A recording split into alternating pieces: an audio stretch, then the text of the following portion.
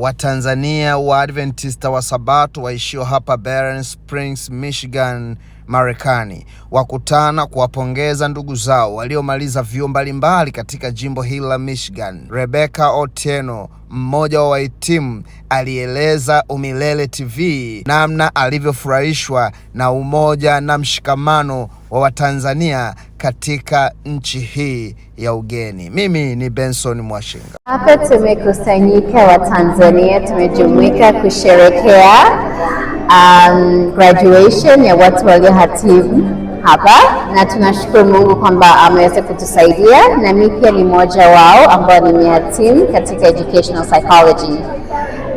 Nashukuru sana na nimeguswa sana kwa watu kuja pamoja tusherehekee pamoja, na Mungu awabariki sana. Kwa kweli nimejifunza kwamba kati yetu kuna ushirikiano mkubwa, na pia kuna upendo, kwa sababu kama watu wako busy, watu wametoka sehemu mbalimbali, lakini wameamua kuja pamoja na tusherehekea pamoja. Napenda kuambia tuwe na moyo huu wa kushirikiana pamoja.